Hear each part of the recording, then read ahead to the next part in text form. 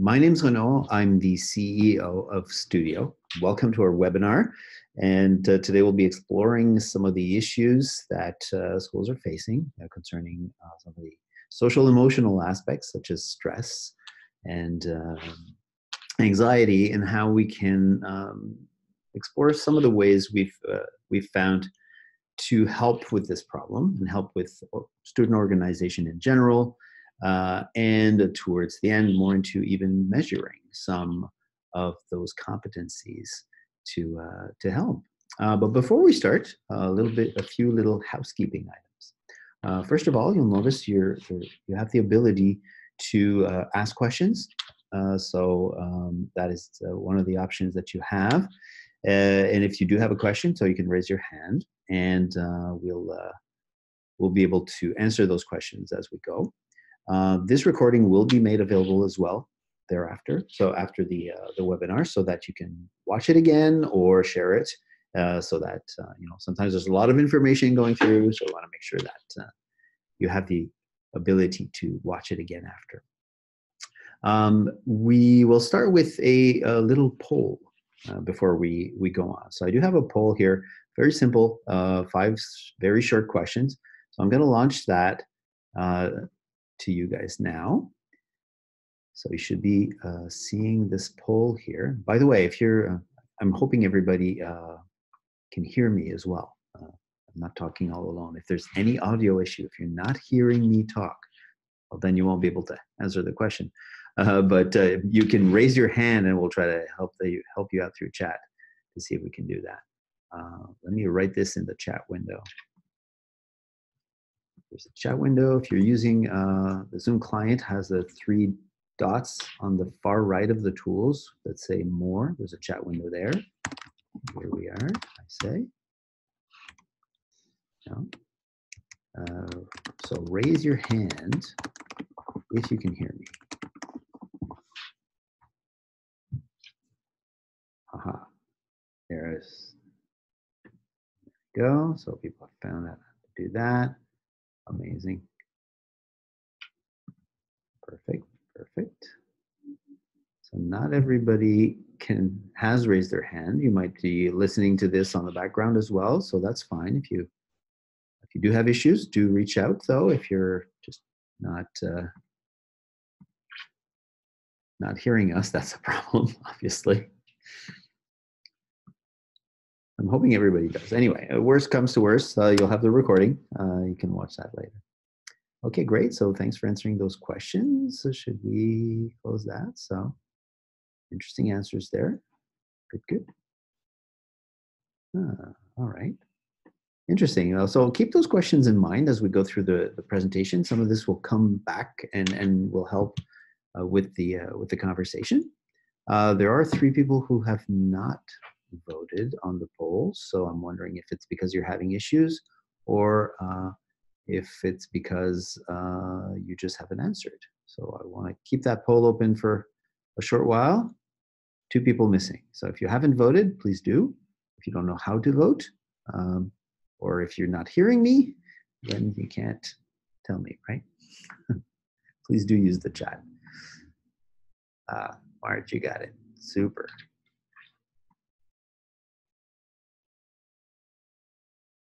All right. If you have any audio issues, make sure to check down on the bottom of in the Zoom tools on the far left where the microphone is. There's a little triangle there right next to the microphone, which allows you to select your audio source and check your settings. Hopefully you'll find that there. Make sure your speakers are connected, that your volume is up as well. All right, so let's end this poll. If I'll share the results with you just so you can see. Interesting. And we can see paper planners. Yeah, some schools have them. Some students kind of use them. All right, somewhat was the big answer. Most of you have a one-to-one program. Some don't. And yeah, students need help with time management, and all tools to measure organization are pretty lacking right now. Okay, so we'll come back to all that. Awesome, you're in the right place, that's for sure. Okay. Um, so let's continue with this, and I'll let I'm here with Jay Kuzan, who's our Chief Revenue Officer, VP of for Partnerships, sorry, and he will be answering questions on the chat as well. So don't be afraid to chat with us as we progress. All right, so a little bit about myself, just so you know who's talking to you. I am the CEO, but what does that mean? I used to be part of the Apple team here in education. And my role was education technology consultant, basically helping schools in independent schools or public schools all the way to college level schools in implementing technology projects for the learning of their students. And I did that for many years. And I left Apple around 2011, where it was a time where schools were deploying devices to all of their students in many forms. Lots of iPads here in our region here up in cold Montreal. It was snowing yesterday. And lots of schools with iPads, but also other types of devices. And the goal was always to not, of course, working for Apple, I was talking about Apple solutions, but not only that. I was always the key point was always to put learning first and pedagogy first, and find which solution would support the learning the most. But I did leave Apple around that time to help those schools implement their projects, and of course, broaden the horizon of devices that we dealt with. And we realized there was something very important happening, or very unnerving that was happening. And we'll talk about that quickly. But first, I forgot to tell you about the plan of the day. Sorry, my first webinar in a long time. We will talk about this issue here. That'll be my next topic, which relates to executive functioning skills. We'll talk about how that affects stress. We'll see about whole school cultures and how best deploy solutions to really help with that. And in the end, we'll talk about making executive functioning skills visible so that we can identify students with issues much faster. So sorry about that little mix up there. So what we did find out, though, was that many students ended up reaching college with many issues concerning time management and task management skills. So almost half of the students were struggling once in college, and there are many reasons for that, but that really leads to, for example, a third of those students dropping out after their first year of college, or many students, I think it's 2/3, taking up to 6 years to complete their degree. But more importantly, these skills are really crucial in success in life. So these students are leaving high school, reaching college, ending up in a world where they are now responsible for many things, including their personal, maybe they have a part-time job, maybe they want to work out, they have a social life, they have their responsibilities, laundry and groceries, and all of those things pile up on top of the very academically rich college degree they have to work towards. And that's a big problem for them, because it's everything all of a sudden. And what they're saying is that they haven't learned to get organized in high school. So therefore, that was a big problem. So there was actually a research done at that point between 2001 and 2010, which indicated that the students' self-assessment of their ability to get organized, so whether or not they felt comfortable or they felt solid in their ability to self-manage, dropped from 71% of students feeling comfortable enough in their ability to manage themselves, down to 38% in 2010. So this is a research that was done locally in the province of Quebec, but really we can find other research that say similar things across North America. So that was the big alarm bell here, and which led us to build a solution. But we tried to figure out why this was happening.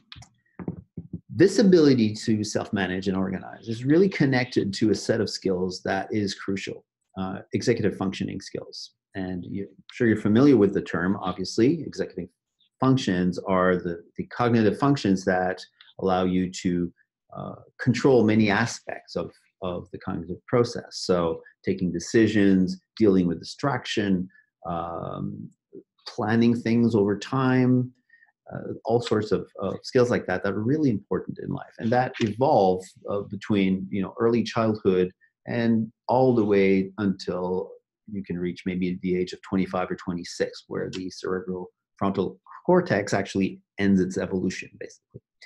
Everybody can develop these skills. They're not innate. They have to be learned and taught for the most part. And they can vary in when in life you actually perfect some of these, but we can definitely affect them. So this set of skills was defined as being a very important factor in school performance as well. They do affect every aspect of life, but they definitely correlate to explaining almost over half of the variance in school performance. So the effect of them are really big. Now, they're so big, in fact, that if you look at what's happening in the industry, it has now become a standard to measure eventual or future success of students. So we like to refer to that as EF, executive function, is now the new IQ as a reference model to evaluate future potential. So they're very important. So what can we do to help with that? Why is there a problem then? Well, there's a few hypotheses here. First and foremost, many schools have stopped or lowered the amount of training of organizational skills. Used to be that there were classes in getting organized. It was part of the curriculum, and many schools have gotten rid of that, or removed some of it, or lowered the quantity of it, and spend less and less time. Now, it's not a fault in itself, because what happens is that obviously school schedules are there's a fixed amount of time you have to deal with, and the pressures from the different state programs or federal programs in education enforcing more science and more math and more language arts or other different areas puts pressure on these secondary skills or cross-curricular skills in many ways. But the importance of this being so high, maybe it's time to rebalance that. A second reason was that over time, especially between 2001 and 2010, there was an evolution in the types of tools that we use with students. And with the coming of technology in the class, especially in a one-to-one format, the ability to post information to students is leveraged quite a bit.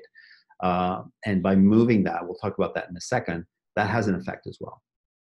And also, the removal of tools which actually promotes student agency. So removing some of the control from within students' hands. Another big problem. So let's take a look at the history of that over time.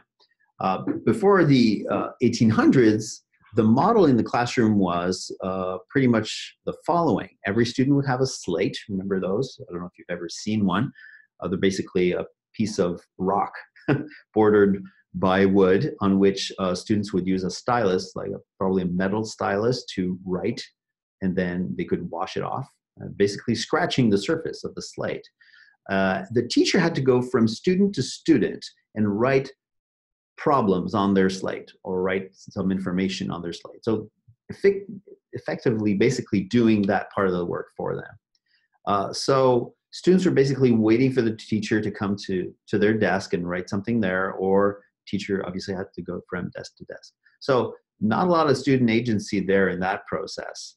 Definitely no chance to work and take down any information for outside of class. Everything would happen at school. Convenience was terrible. It was a very slow process.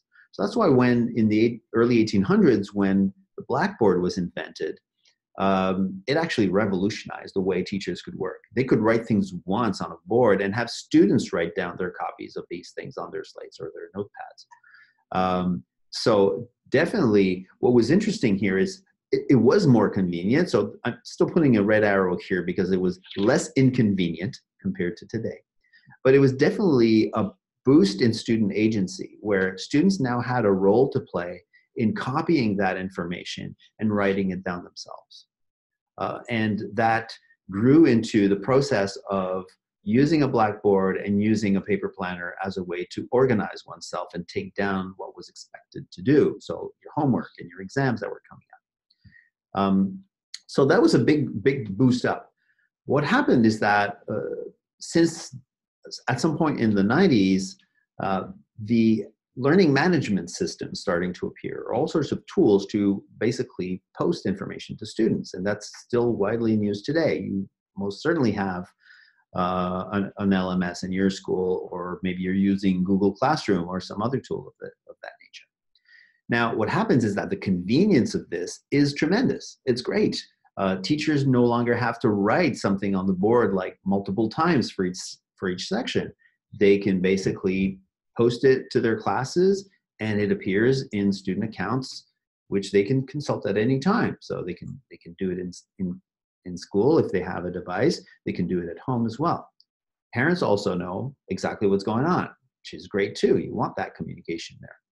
The problem with this is that in this process, students have lost all control over these tasks. They're basically given those tasks to do. So we're organizing them for them. So we're basically spoon feeding the work, whereas they actually don't have anything to do. Now, this reminds us of a model of basically consuming television. You've got these kids are watching shows on a screen, whatever screen, and they're basically taking it all in, but they're not creating anything. And the problem with that, obviously, is that they're not engaged in the process. Therefore, they're not building that skill set. Now, students actually enjoy this.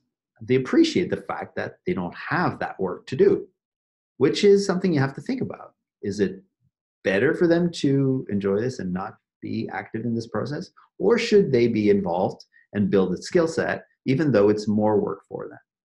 So definitely some food for thought there. So what this causes is that when they're facing situations where all of a sudden they have to take those decisions and they have to plan their work and get ready, two things happen. They're lacking some good tools, and by tools we don't just mean software tools or physical tools. It's also the skills considered as it's a tool to get organized, right? And having this lack of tools increases their stress because you have more pressure to achieve something, which is graduate or succeed in college, but you're lacking the ability to respond to that need, and therefore your stress level goes up and your anxiety goes up. Academic achievement obviously is part of that stress, or being college readiness or college success are all part of that. So that's one way to say it. The other way of saying this is that lack of control from the student's aspect impacts those things. That's really the point here, is that because they're not in control, it's a mystery. It's something they don't affect, therefore they feel powerless in front of it. So that's what we're trying to do here, bring them back some level of control. So how do you preserve the efficiency of centralized tools? We don't want to lose any of that because it's proven to be useful, while you're still promoting student agency and self-management. So we need the balance of those things. And that's what our customers were looking for. Exactly that. They were saying, well, we want students to enter info, but we also want to publish. And we need those things to work together in a way that makes sense. And that's what we worked on. Now, obviously, this is a context where students use devices. And today, 97% of students use some kind of a device to support their learning. It's huge. So we have to go to them. Now, a lot of schools have preserved paper planners, and maybe that's what we have here in this group. Maybe the people that answered that question still have paper planners in their schools. We still see a lot of those schools. And we thank you for it, basically, because we think that is an indication that student agency and student control and power, basically, is important to you. You want them to play that role. Now, what we're saying is that there are ways to foster that skill development while removing paper from the equation and go far beyond what paper can do while still building that skill set. So we'll talk about that. The key thing is planning actually takes practice. It's not something you can try. So, this is analogous to learning how to play the piano. Uh, I like to tell this story where, I'd love to be a great piano player. So I watched tons of videos on YouTube of other people playing the piano. Well, if I sit down at a piano, I'm no better at it for watching this, right? So obviously something has to happen there. I have to be in control of something and try things and fail and explore to be able to build that skill set. And planning is exactly like that. It's about seeing things coming. It's about taking decisions and seeing where that leads me, and having a clear view of what's upcoming. And that has to be done in an active way. Here's an example of a story of a student that has achieved that over a period of time. Justin, who's a student in one of our schools. And Justin used to rely on his memory basically to get his work done. He would get some decent grades, and grades 7 through 9. He procrastinated a lot, so you might recognize some of your students here. Quite a few do that. I think probably many of us here still procrastinate very often. And he kind of managed, right? He was very stressed though, because he had to cram everything. He had to work at the last minute, but he was getting it done. But towards grade 9 and getting into grade 10, his workload increased quite a bit. He went into the science side of things in his school, and his grades started suffering. Now, all of this can be detected because the grades are affected, and his work would come in late sometimes. So you start being able to detect those things over a period of time when the student struggles at this level. So the great thing is that's what happened. So in this school, there was an advisor that sat down with Justin and showed him a few important tricks. So setting weekly goals, for example. So, okay, by Friday, what would you like to achieve? And sit that down and make sure you work towards that goal.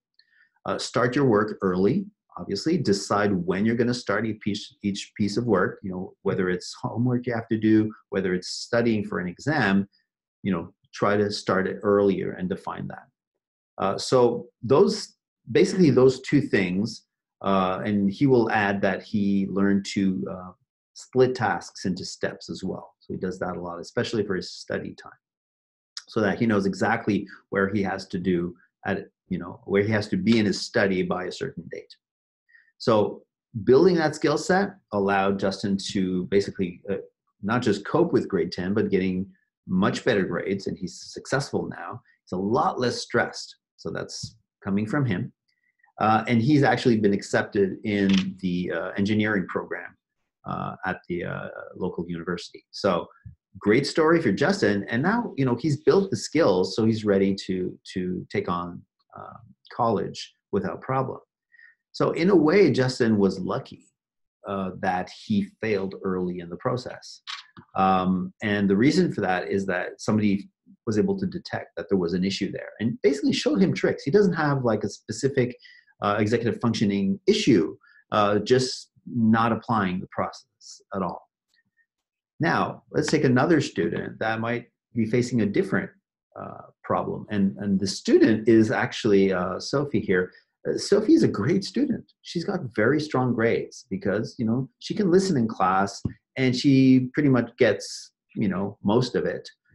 So anything that has to do with memory or understanding, she's good at, but she hasn't built any organizational skills specifically because she succeeds, right?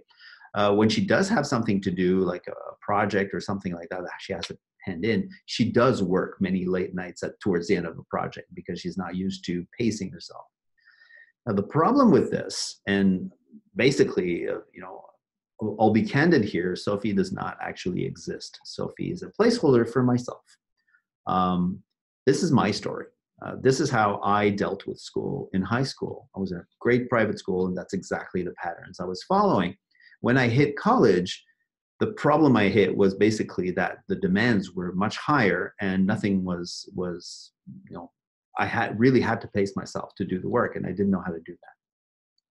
So I basically flunked every subject. First semester, flunked everything. I was very close to dropping out from college.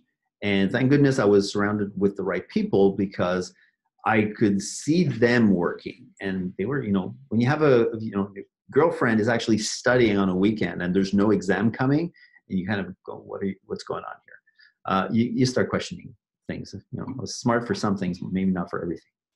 In any case, really, it was pretty flagrant. So I got caught, just by chance towards the end, because I had the right people around me.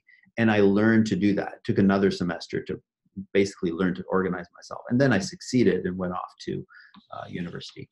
So it is possible to catch that, but the risks become very high and the stress levels become very high as well. So what can we do to help with this? How can we identify this when, we can identify students like Justin earlier, and students like Sophie or myself also earlier, while they're in high school, while we can still help them build that skill set earlier and succeed faster.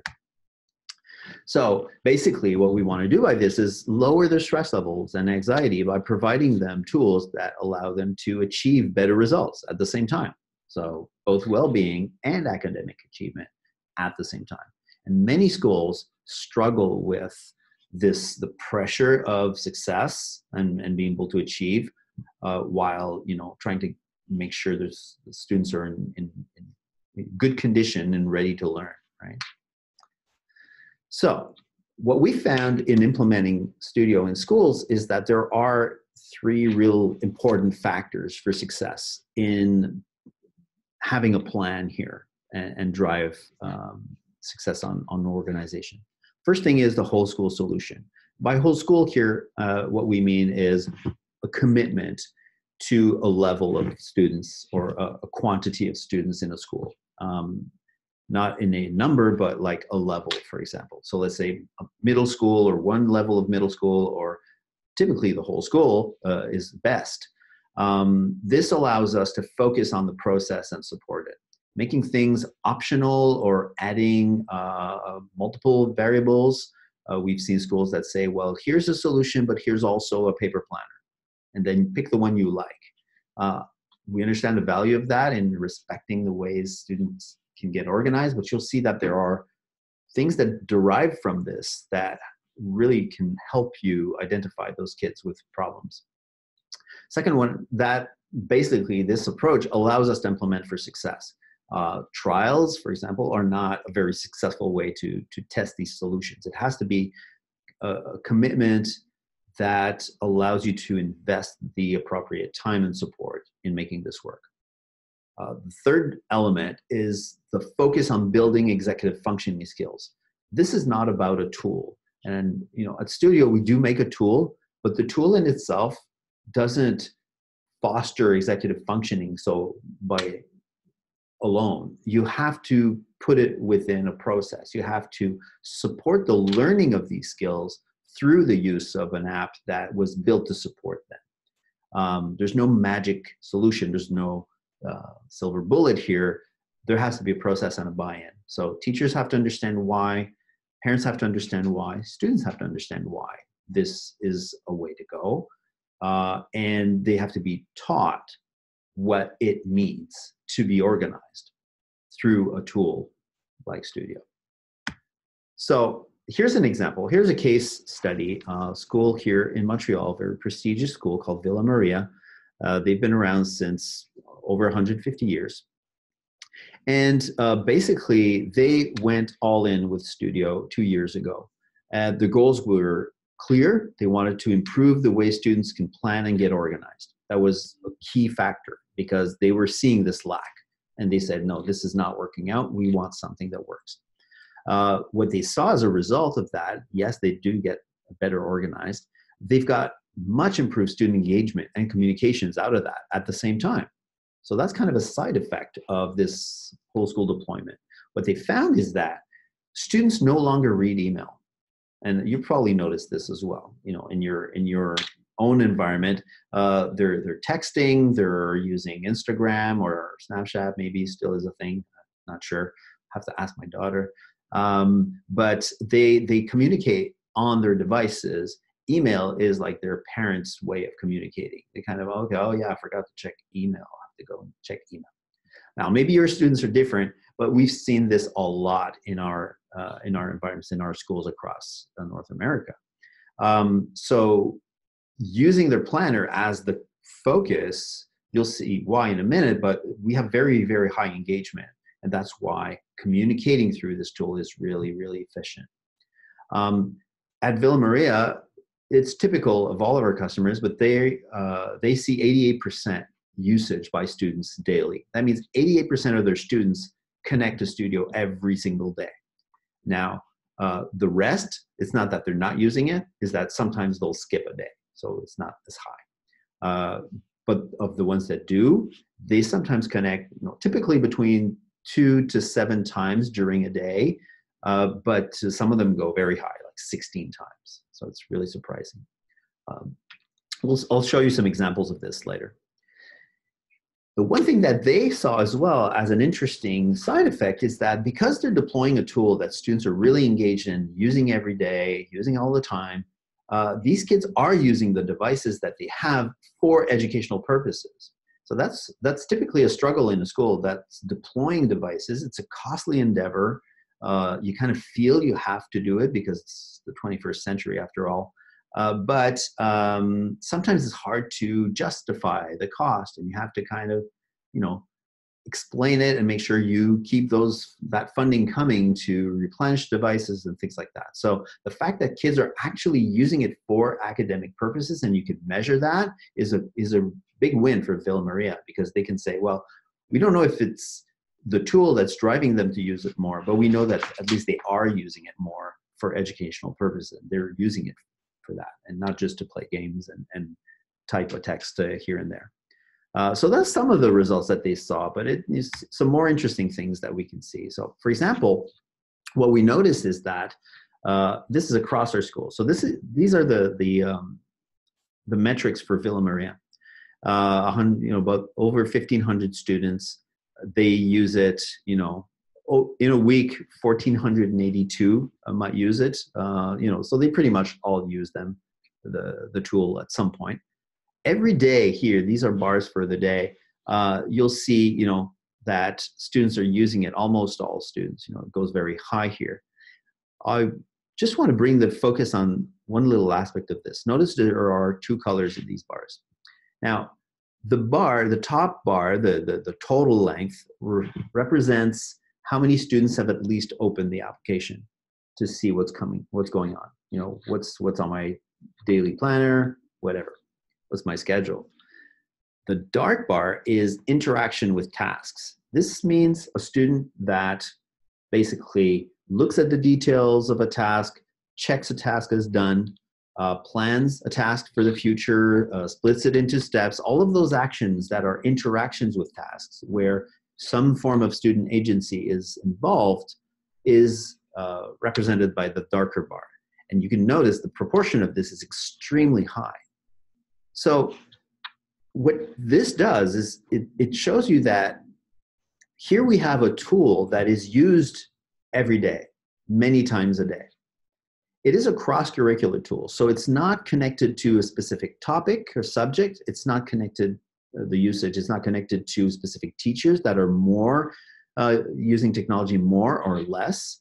This is about a tool that students use for themselves, are highly motivated to use, and using every day across all subjects. That's a pretty unique place to be. But on top of that, they're actually entering information in the system by checking things off, moving things around, taking decisions.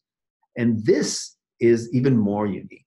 This means we can understand how they're using the tool and come up with some interesting data. For example, remember Sophie, or me, strong grades, but flying under the radar. We don't know how she's getting organized or if she's getting organized at all. We can't see this. Well, that's what Studyo can actually allow you to do. So by implementing this whole school solution, you can go in and see what's going on. So for example, this is a mock-up of our upcoming Studyo Insights product. Sophie at the bottom of this list here has potential issues. You can see that there's a series of things we're measuring. Is Sophie entering tasks, for example? Well, if she has a responsibility to enter homework, for example, whereas teachers might be publishing exams, that's one way schools use the tool, we can tell if she's entering everything that's being required by comparing her to other students in her class. Well, here, typically she has way fewer tasks than other students typically have in her section or in her various sections. So we can flag that. She's never self-managing. She never checks anything is done. Well, that's a pretty, naughty thing to do. So that's an indicator that she's not doing part of the planning. She's never planning things in the future, or not, splitting tasks into steps or chunking. Maybe she added a personal task by chance, so that might show up.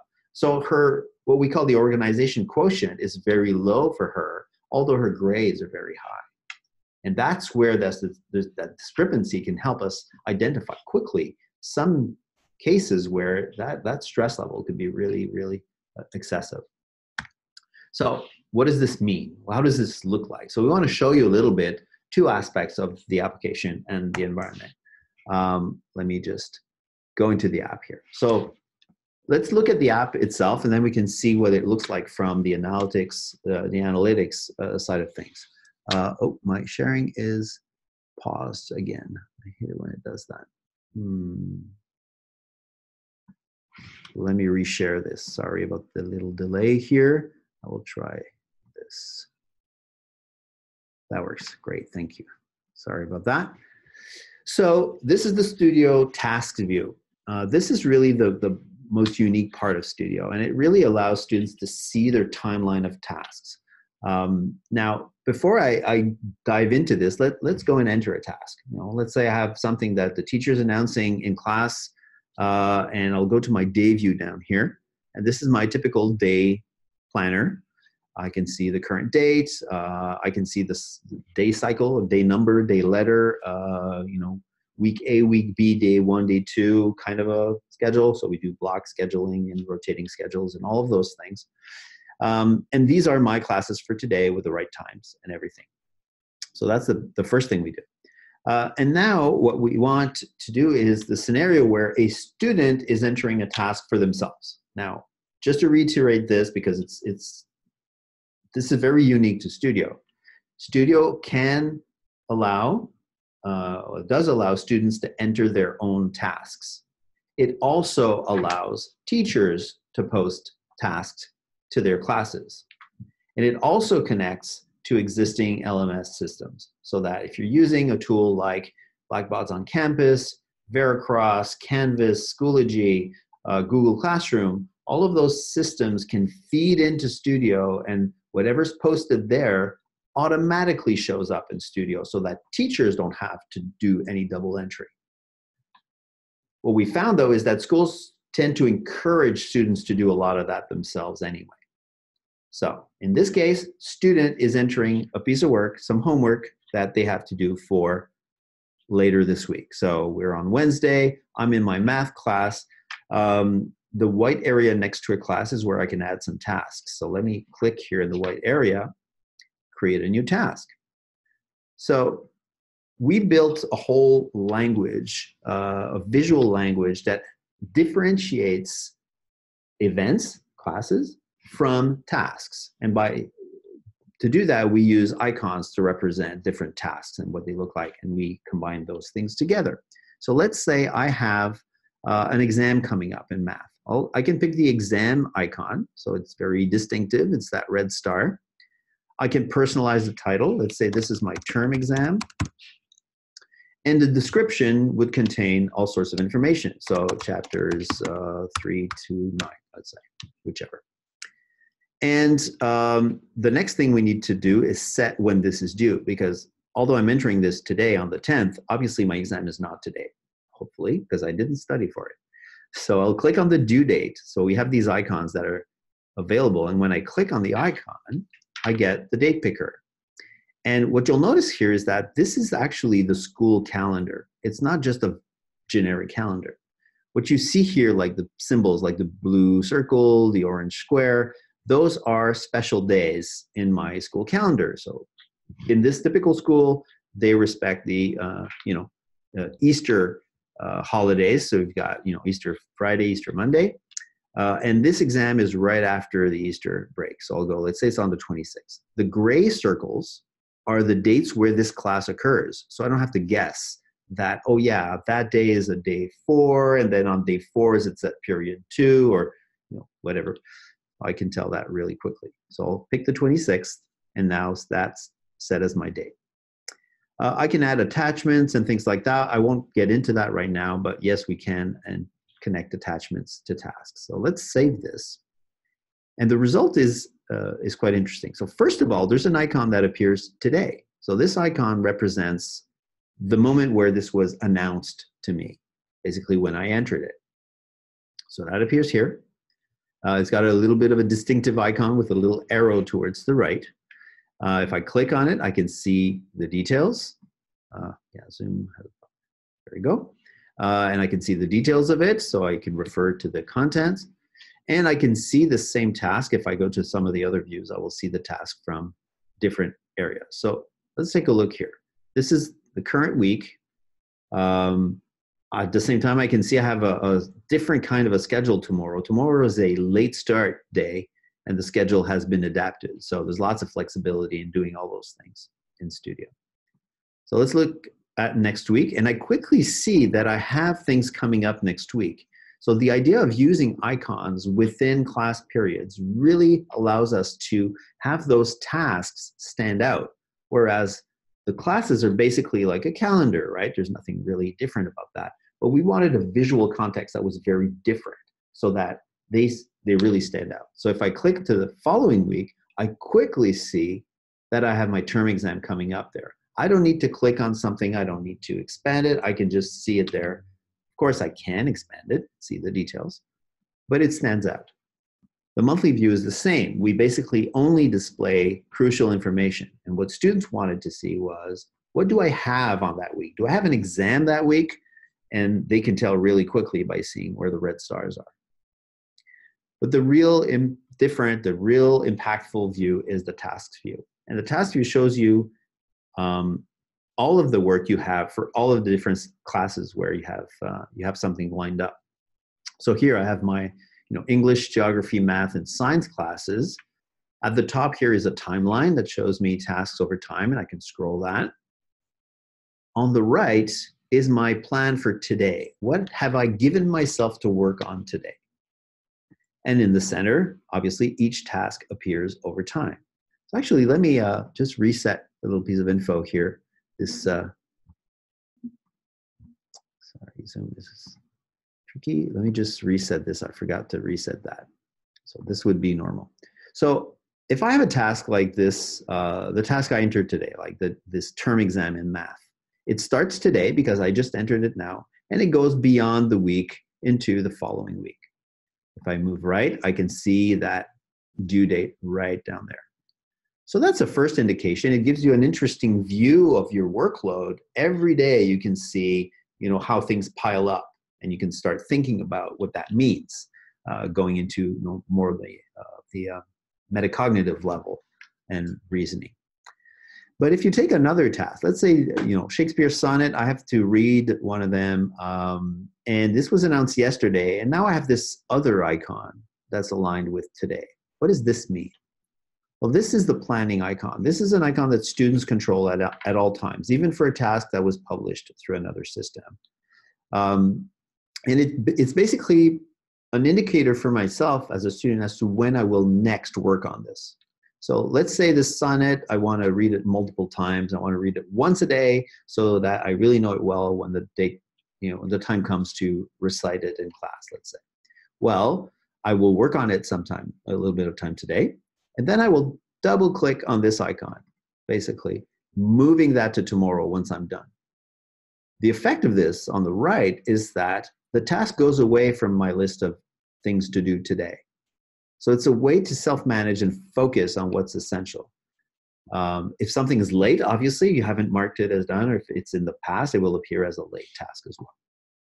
And I can go down my list again. So I've got a mini test on Denmark. I will study some of that now and move that to tomorrow. Now, this term exam is really far down in the future. I don't want to focus on this until I'm done with my Shakespeare and my test. So what I can do is basically move it multiple steps in the future until I decide it will come back on my list. So on the 15th, it will reappear on my list here. So that's how you would, manage things every day. Now you'll notice this other task has some dots along its timeline. These dots are steps. If you look at the task on the right, you will see there are 3 steps defined there, which correspond to the 3 dots. And if I go and click anywhere on that task, I will see the detail. And I actually can check them off individually. So this is a great way to take a larger project and make it simpler by splitting it into smaller, manageable chunks. This is a great way to deal with kids that have executive functioning issues that we brought into the usage of Studyo for general students. It's the first way we can approach that, because anxiety levels go much higher when you don't know what to do next. So helping kids define those steps, we can provide them as well. A teacher can post steps to students. It's a great way to teach them how to approach these projects. So let's say I'm working on my intro. I'm done with that. It was supposed to be done for tomorrow. I'll just check this off. And the dot goes away from the bar here. And now I can set my next work session. Say, okay, I'm done with that. I'll work on this Friday. So I'll just move that to the future. Whoops, to the future. And I'm done for today. And my work plan is basically clean. If I want to make sure I can see everything, I can look at my to-do, which is, everything for next week and beyond. And you can go back and find your done tasks and deleted tasks and all that. So there's a lot more richness to this, but this is really the gist of it. So that's basically how a student would use the tool like this. And then we can go and look at how we can look at that data. So let's take a look at this, this school here. Let me just anonymize this data, sorry. So we have Villa Maria here. They allow us to share this data, so we're okay. This is the usage we were showing before. Notice here, this week in March break, basically, students are less active. Still, 180 opened Studyo during March break. So, and then it decreases as schools, ramps up to start again. That's when, whoop, it goes back up. So pretty good. Same thing for teachers. You can see the teacher involvement here is pretty high. We have about 40 teachers, a little more than 40, almost 60, 64 actually. And again, you can see 2 bars. So a dark bar is how many teachers have actually posted through Studyo and how many have opened the app to do their own self-management. So you can see in this school, teachers do a lot of posting. And they're working on reducing some of that and balancing it out a little bit more, because some teachers have they're used to doing that. They're basically, in the past, they were posting everything, so now they're kind of tapering that down. Now, this is the generic view of the new Studyo Insights platform, which is an add-on to Studyo that really allows you to look into how things are connected. Some of the information, for example, is that, well, you can tell here 900 parents have been invited by their children to an account to see their planner. Of those 900, only 684 have accepted or clicked on that link. And also then only 499 have actually created an account, which connects them directly to their child's planner, so that every parent can see how their child is getting organized without being able to interfere with that. This is a feature that you can actually turn off as well completely and not allow the parent accounts if you want. Some schools prefer that. We try to recognize the different ways of using these tools and try to be as flexible as we can. So let's take a look at a student and see how they're actually progressing. Now, this platform is a work in progress. It will launch for the coming school year. Within a couple of months, we'll be ready for September. So all the presentation and all the different tools to sort things out are not all there yet. But I wanted to show you some of it a little bit here. So let's take a look here at Alaya Sipes, and she is a pretty good user of Studyo. So this is real data with fake names, by the way. So you can see on any given day, she will connect 3 times, 2 times, 5 times, all the way to 8 times here on this date. So you can see she really connects often. Saturdays are not very active for her, planning, which is understandable. But Sundays, it starts over again. So it's almost the same as the weekday. So she's in the app pretty often. Now, what does she do in the app? Well, this is what this current view here will show. This will turn into that little dashboard that I showed before with the bars, but for now it's more historical data. But what we're seeing here is a dark line at the bottom, which represents how many tasks at the end of a day are not marked as done and should have been. That means they've gone past their deadline and the student has not self-managed to say, I have done this. Now, maybe they are late for real, which makes sense. But typically, you want a student to be self-managing at the same time they're actually finishing their work. So we can see she's pretty good at that. On most days, it's at 0. Once in a while, there's 1 or 2 tasks that kind of become late. Maybe it's during a Saturday or something. And then, she's pretty much managing that. We won't cover the other line for now. That's a different thing that we're working on. So that's one example. So let's take, another example here. So this student has a different pattern. You can see here, all of a sudden there's many tasks become late. And then the next day they all get checked all at once. And then, a few become late and all checked. So they last a little longer. So this is more typical of a student that will wait for things to become late before they check them. So not quite as precise in their management of their tasks. But again, very high usage here of the app. And here's another example. So this is a very typical case as well. Abby basically has these tasks that accumulate. She never marks them as done, basically, for a long, long, long time. And all of a sudden, just before March break, all of the tasks got marked as done on the same day. So this is a pattern that we can recognize as well. So this is a student that does not self-manage, but doesn't want the report that goes to parents on Fridays to show anything that they won't like. Or the report actually came through. Parents are saying, why do you have 20 late tasks in your report?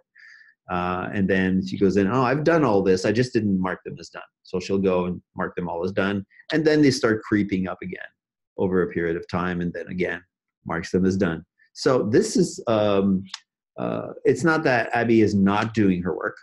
She might be getting great grades. What she is not doing, though, is self-managing, making sure that she indicates what she's done.